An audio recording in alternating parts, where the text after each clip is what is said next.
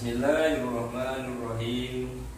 Cerita para sahabat, kisah sahabat, ketabahan menghadapi kesusahan dan cobaan demi agama. Kisah perjalanan baginda Rasulullah SAW ke Taif. Setelah 9 tahun sejak masa kerasulan baginda Nabi Muhammad SAW. Allahumma shalli alaihi.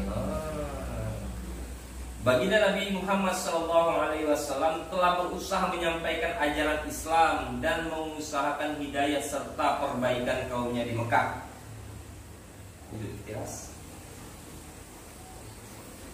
Namun kebanyakan orang-orang Mekah selalu menyakiti, memperolok-olok dan berbuat semena-mena terhadap baginda Nabi SAW dan para sahabatnya. Kecuali sekelompok kecil orang yang sudah masuk Islam dan beberapa orang yang selalu membantu beliau walaupun belum masuk dalam Islam. Paman baginda Nabi SAW, Abu Thalib, termasuk orang yang baik hatinya. Meskipun belum masuk Islam, dia selalu membantu baginda Nabi SAW dalam segala bentuk. Pada tahun ke-10 kenabian ketika Abu Thalib meninggal dunia, kaum kafir mendapat kesempatan untuk mencegah perkembangan Islam dan menyakiti kaum muslimin secara leluasa.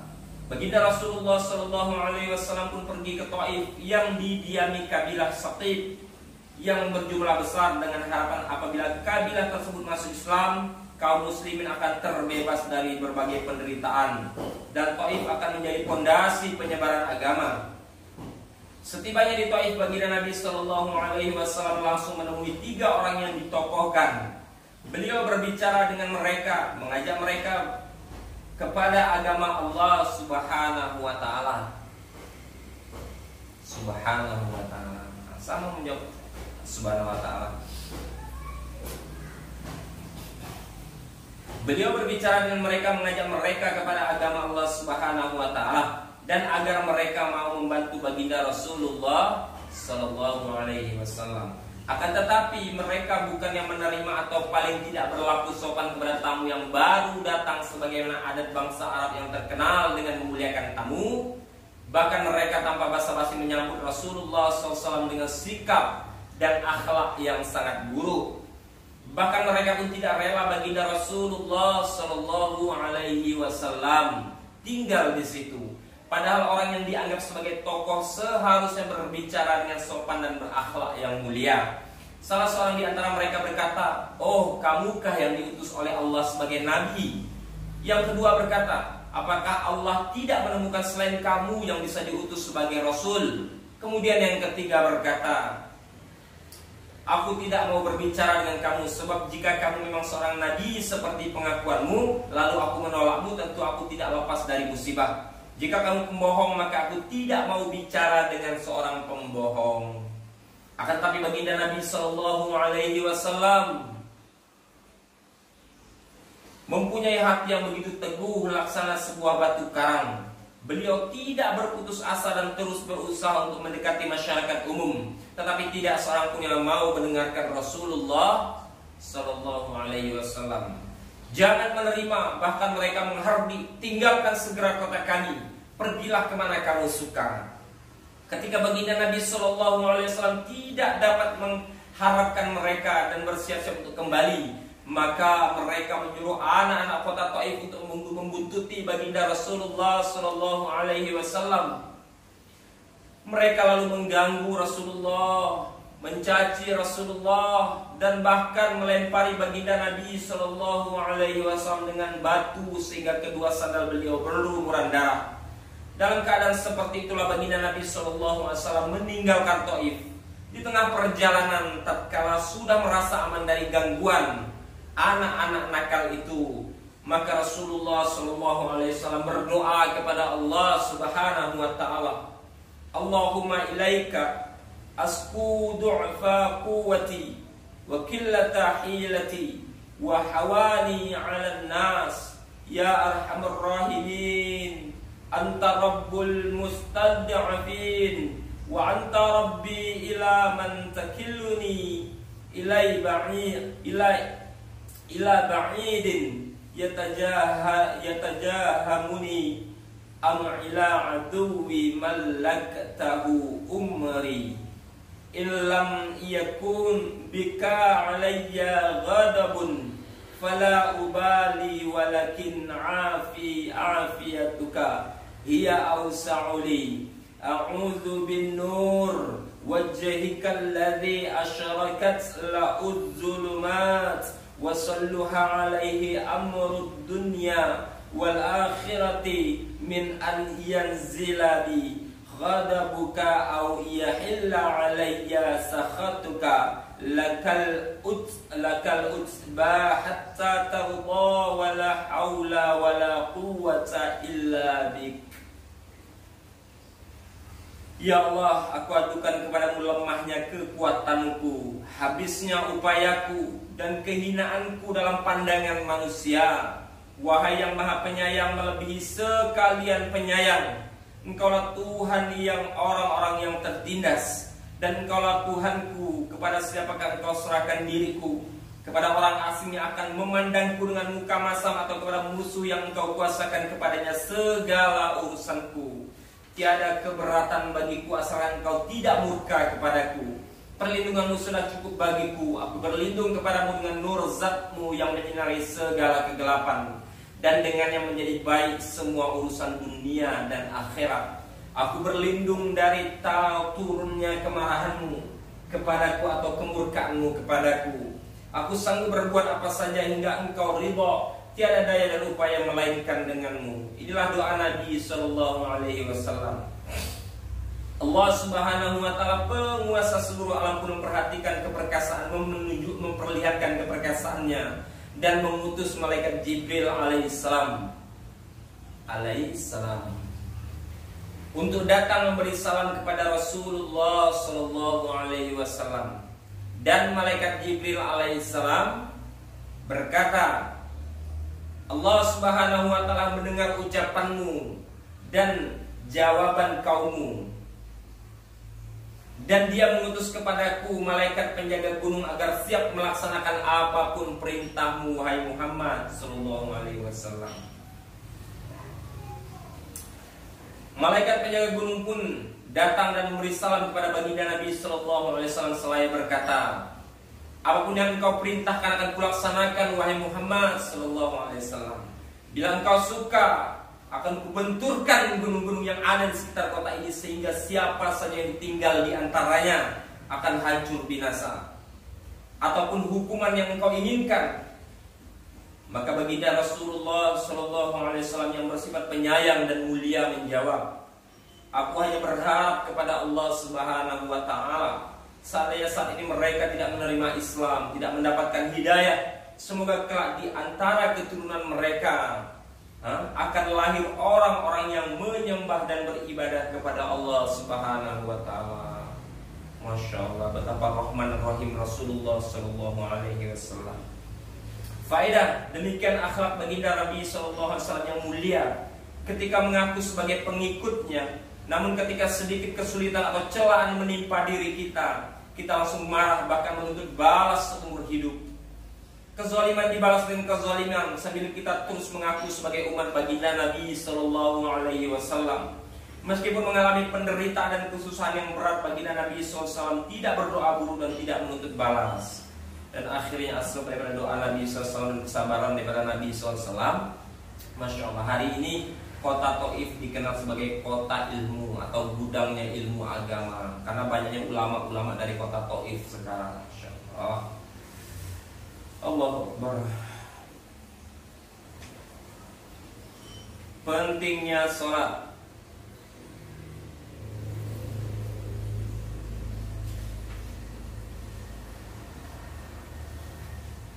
Hadis ketiga,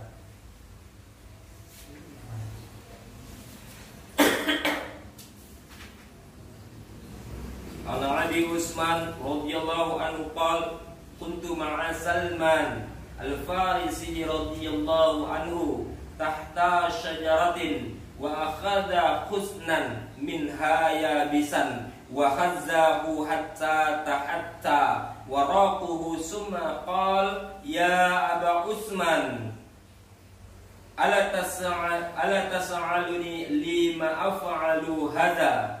Qultu wa lima taf'aluhu? Qala hakadha fa'ala bi Rasulullah sallallahu alaihi wasallam wa ana ma'ahu tahta sajarati fa akhadha minha ghusnan yabisan fa khaza'u hatta tahatta waraquhu faqal ya Salman ala tas'aluni lima af'alu hadha? Faqultu wa lima taf'aluhu? Qal innal muslim idza tawadda fa ahsanal wudu'a summa sallas salawati al khamsa tahatta khataya'u kama tahatta hadzal waraqu. Wa qal wa aqimis salah tarafayin nahar wa zulafan minal lail innal hasanati yuzhibna sayyiati zalika dzikra lizakirin. Dari Sayyidina Abu Utsman radhiyallahu anhu, ia berkata, aku dan Sayyidina Salman radhiyallahu anhu berada di bawah sebatang pohon, lalu ia mengambil sebatang ranting kering dari pohon itu dan mengibas-ngibaskannya sehingga daun-daunnya berguguran. Ia berkata, hai Abu Utsman, mengapa engkau tidak bertanya kepadaku mengapa aku berbuat begini? Kemudian aku bertanya, mengapa engkau berbuat demikian? Ia menjawab, beginilah baginda Nabi Shallallahu Alaihi Wasallam melakukannya di hadapanku ketika aku bersama Rasulullah di bawah sebatang pohon.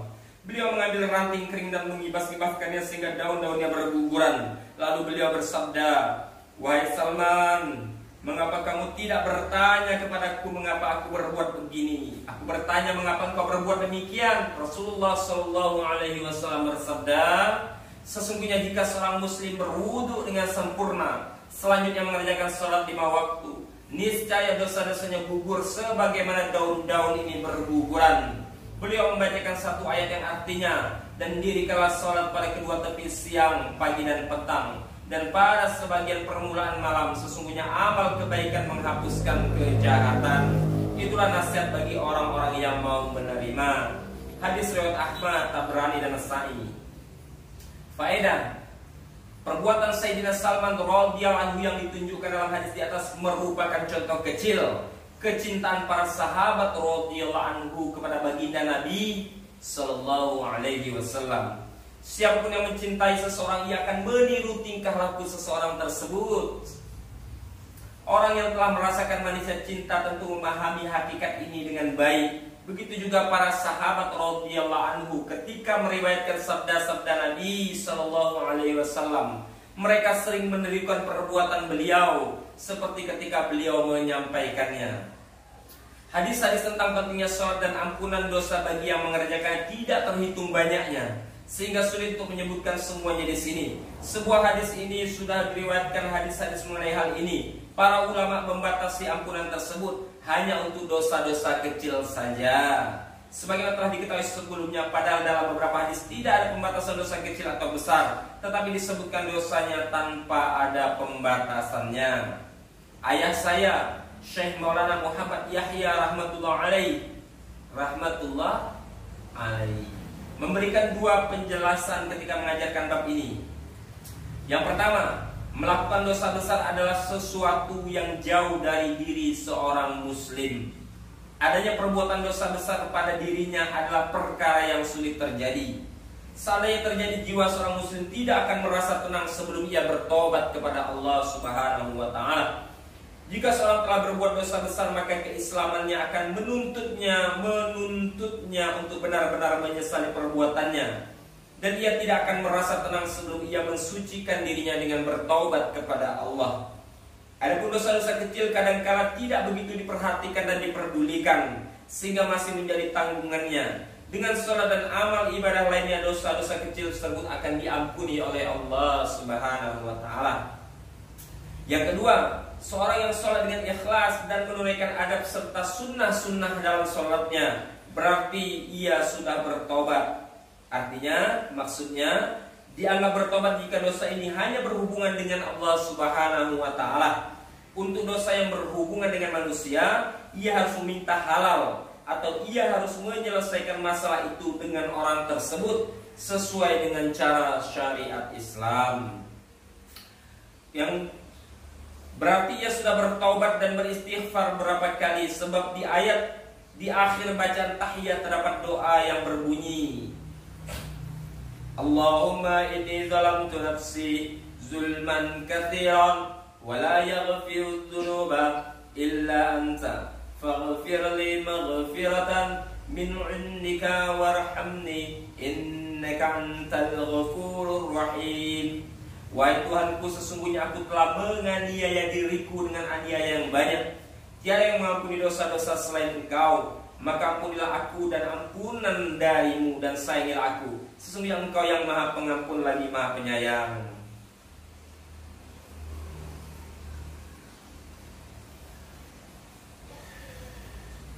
Hadis di atas juga menganjurkan kita untuk menyempurnakan wudhu dengan memperhatikan adab-adab dan sunnah-sunnahnya. Salah satu sunnahnya adalah bersiwak.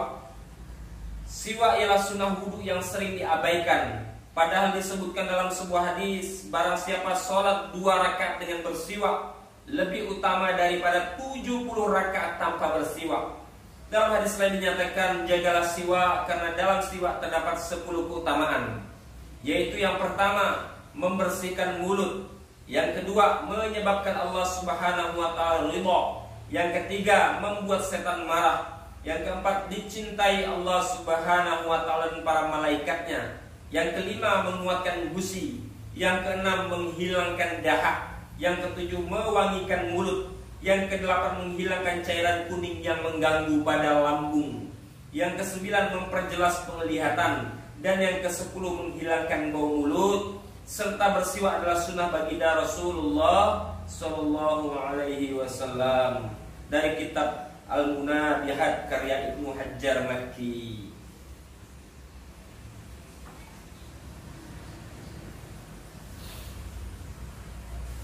Hadis-hadis Rasulullah Sallallahu Alaihi Wasallam tentang pentingnya amar ma'ruf dan nahi munkar.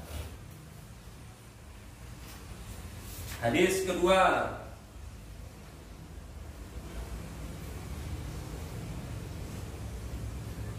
Ani Nu'man ibni Basir radhiyallahu anhu, ani Nabi sallallahu alaihi wasallam qala, masalul qa'im bi hududillah wal waqi'i fiha kamasali qaumin istahamu ala safinatin fasara ba'duhum a'laha wa ba'duhum asfalaha fakana alladhi fi asfaliha إذا استقوا من الماء مروا على من فوقهم فقالوا لو أنا خرقنا في نصيبنا خرقا ولم نعزي من فوقنا فإن تركوهم وما أرادوا هلكم جميعا وإن أخذوا على أيديهم نجوا ونجوا walam nu'azi man fawqana fa in tarakuhum wa ma'aradu halakum jami'an wa in akhadu ala aydihim najaw wa najaw jami'an. Dari Sayyidina Nu'man bin Basir radhiyallahu anhu, baginda Nabi sallallahu alaihi wasallam bersabda, perumpamaan seorang yang berpegang kepada hukum-hukum Allah Subhanahu wa taala dan orang yang berpegang kepada hukum Allah. Perumpamaan seseorang yang berpegang kepada hukum-hukum Allah Subhanahu wa taala dan orang yang melanggar hukum-hukum Allah adalah seperti satu kelompok manusia yang mengadakan undian untuk berbagi tempat dalam sebuah kapal. Akhirnya sebagian mendapatkan tempat di bagian atas dan sebagiannya lagi mendapatkan tempat di bagian bawah. Jika orang-orang yang berada di bagian bawah memerlukan air, mereka harus melewati orang yang ada di bagian atas. Lalu orang-orang yang berada di bagian bawah berkata, seandainya kita lubangi saja tempat yang ada di bawah kita, sehingga kita tidak mengganggu orang-orang yang berada di atas, tentu hal ini lebih baik.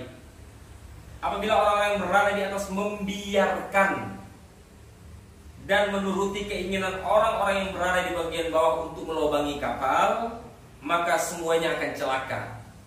Jika mereka berada di bagian atas mencegah mereka, maka semuanya akan selamat.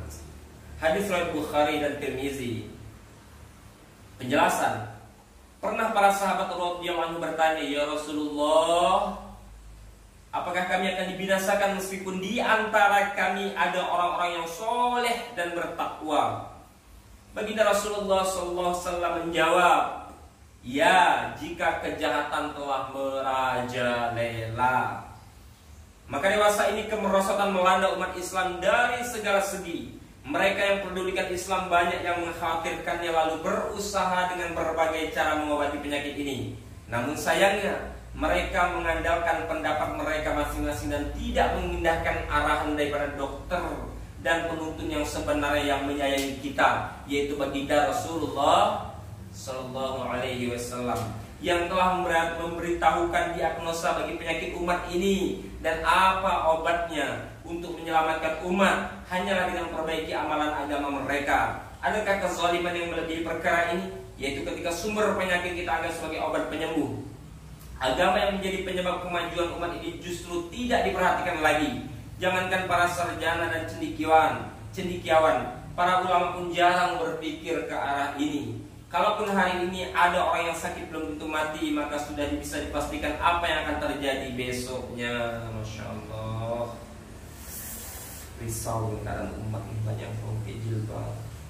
Ya Allah, banyak yang buka aurat, banyak janda-janda bergelimpang, anak-anak 17 yang bergaulan bebas.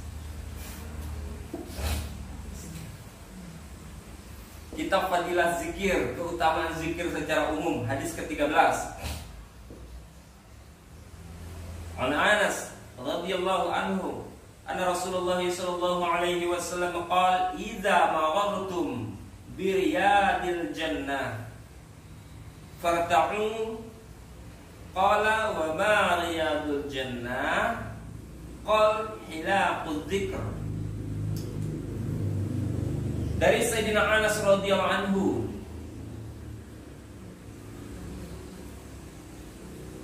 sesungguhnya baginda Rasulullah sallallahu alaihi wasallam bersabda, apabila kalian melewati taman-taman surga, maka makanlah sepuas-puasnya. Seorang bertanya, apakah taman-taman surga itu? Rasulullah SAW menjawab, majelis-majelis zikir. Hadis riwayat Ahmad, Tirmizi dari kitab Mishkat. Faedah, maksudnya barang siapa menghadiri majelis zikir, ia akan beruntung. Datangilah selalu majelis yang mulia ini dan anggaplah bahwa itu kekayaan yang sangat berharga. Di dunia saja majelis tersebut sudah disebut sebagai taman surga. Kata-kata makanlah sepuasnya diisyaratkan seperti hewan yang sedang memakan daunan atau tanaman di sebuah taman. Jika diusir sedikit saja tentu hewan ini tidak akan memperdi. Bahkan meskipun diusir dengan tongkat, ia tetap akan makan dengan lahap dan mulutnya sulit melepaskan makanan itu. Demikian pula orang yang berzikir, ia tidak akan meninggalkan konsentrasi zikirnya hanya karena diganggu oleh urusan dunia. Majelis zikir dikatakan taman surga karena dalam majelis tersebut bebas dari segala bencana, sebagaimana surga bebas dari bencana.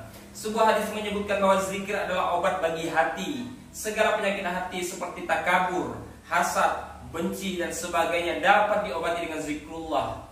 Tertulis dalam kitab Al-Fawaiz fi Salati wal Awaij bahwa orang yang selalu menjaga zikir akan selamat dari segala bencana. Baginda Rasulullah SAW bersabda dalam hadis sahih, aku memerintahkan kalian agar berzikir sebanyak-banyaknya. Permisalannya adalah sebagaimana orang yang sedang dikejar musuh dari belakang, lalu ia lari dan bersembunyi di sebuah benteng, maka ia akan selamat dari musuh-musuhnya. Demikian juga orang yang berzikir, maka ia berada dalam lindungan Allah Subhanahu wa Ta'ala. Adakah keuntungan yang lebih besar melebihi seorang yang berada dalam lindungan sang raja di raja?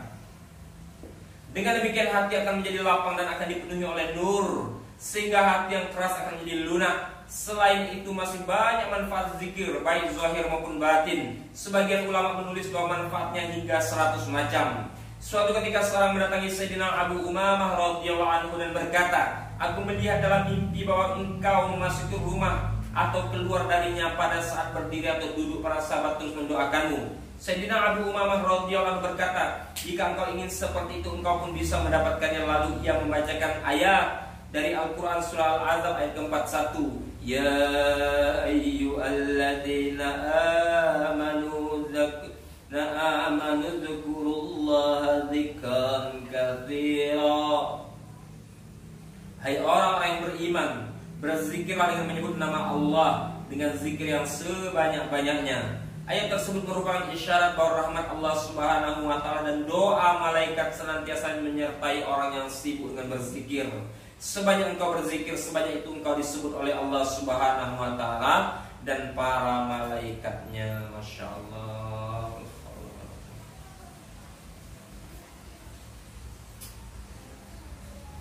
Bismillahirrahmanirrahim. Alhamdulillah.